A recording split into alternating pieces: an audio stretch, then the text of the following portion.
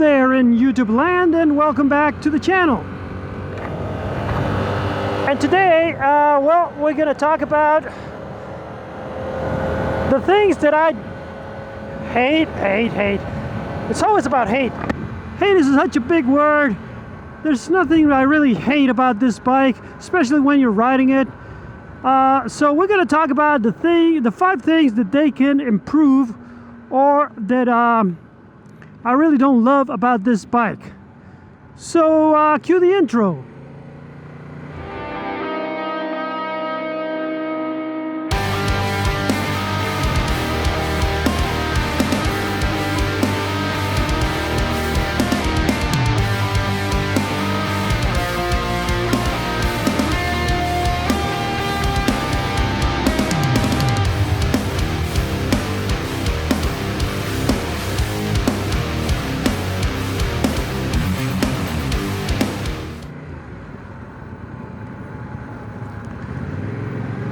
Okay, I need to move to the other side of this street.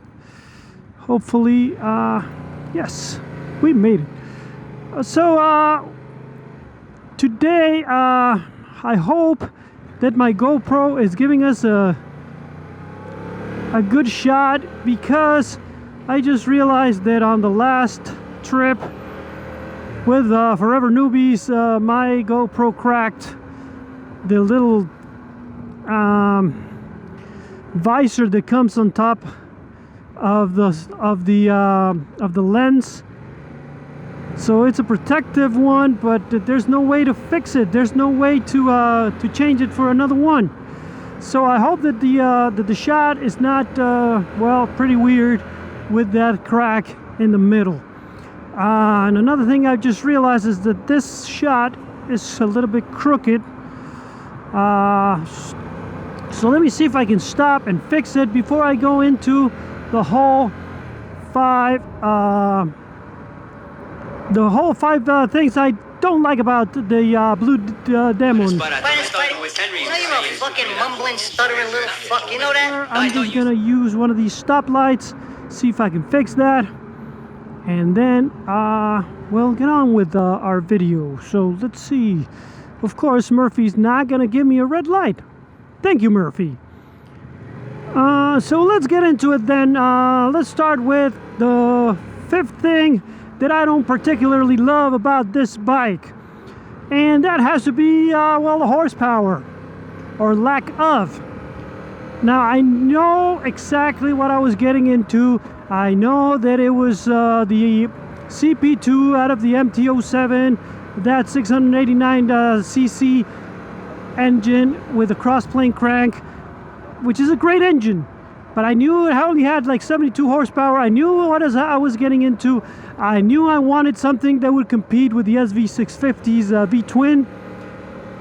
But when Aprilia's guys come and brag about the 100 horsepower that a 660 engine does, I feel it right here.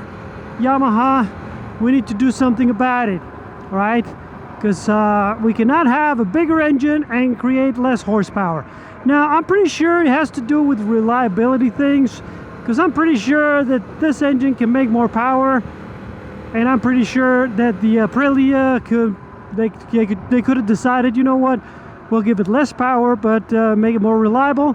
And then they went the other way. They went power instead of reliability. Yamaha went reliability. So that's number 5. Number 4 of the things that Yamaha could do to improve this bike is the comfort. So once again, I'm gonna compare it to, well, its competition. The only true competition is the Aprilia, but not really, because that bike is a lot more expensive, but still it's a lot more comfortable. Another thing is, another competitor will be the Honda 650, the CB650, CBR 650R. That's another bike that would come into the segment being a sport bike and with full fairing, but that bike is a lot more comfortable. What else? other competitors. I really fail to see any other competitor. Maybe the Ninja 650, which is yeah, could be a competitor to this one. Even though that one is a little bit more affordable, but still, that bike is more comfortable. So this is the only bike from the lineup that has this aggressive stance. Now, when you're on the twisties, it's fine, but on the daily commute, it takes its toll. Especially if you're doing a commute like I do, that it's an hour long in heavy traffic. Well, yeah, your back is gonna hurt, your wrists. And so yeah, just something to keep in mind. Now, this is something that I wanted because I never had a full fair sport bike with actual sporty ergonomics. So I don't know, I wanted it and now I have it, and now well, be careful what you wish for. But I still I mean, I love it. If it's your only bike, just something to consider. You cannot have this bike as your only bike if you are 50 years old like I am. Number 3 on the list. Well, I don't know if you can see it on this shot, but the dash, right, the little clock is very old school, and he has some good information that you can see. It's not that terrible like my Suzuki that it's just too loaded with information. This one has what you need pretty good, right? You have your speedometer and big numbers there. You have the your tachometer, right, with your RPMs on this little line, and it has your gear indicator, it has your fuel gauge. That's basically all you need. Everything else, the odometer and the miles per gallon and all that, well, you can change it with the modes here. But come on, compared to all the other competitors that I mentioned, this is the worst one ever. And it's not color, it's not anything, and the design is pretty terrible. So yeah, that's why it's at number 3 on the worst things about this bike. Number 2 on the list of worst things about the Yamaha R7. I can see chicken. Oh yeah, the chain maintenance. The chain maintenance. Now, you know, I'm picking at straws when I have these things that every budget bike is gonna have, right? Whenever you have a bike that is built at a budget, they're not gonna have the greatest chain in the world.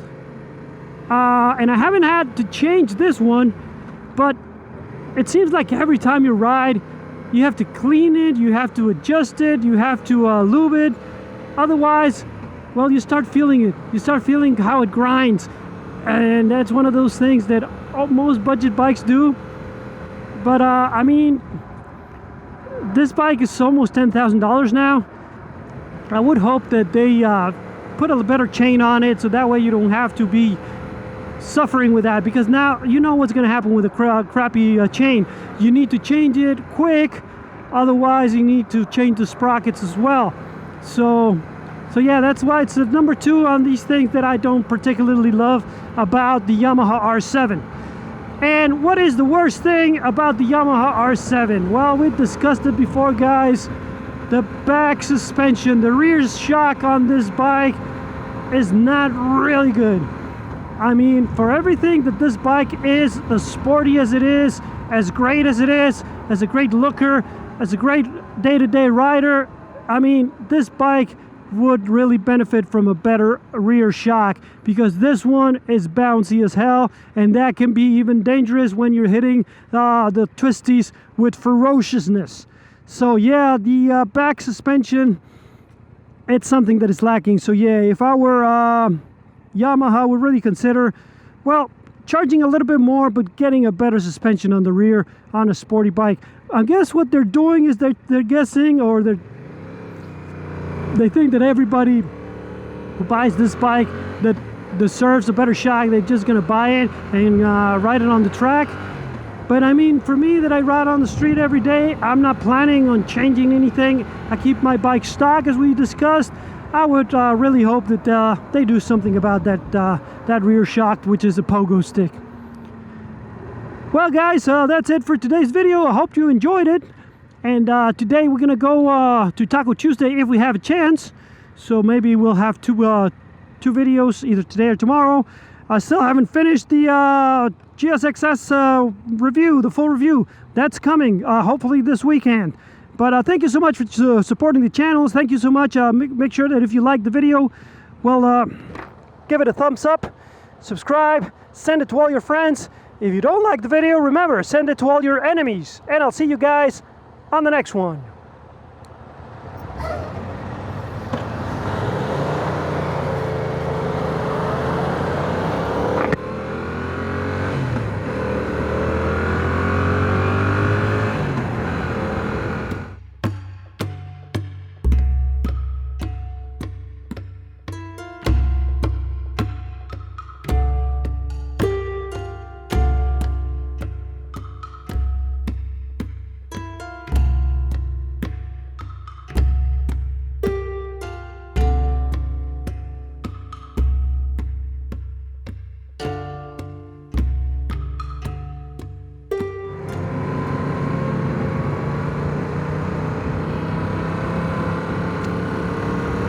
BuickBeckandMessin.com.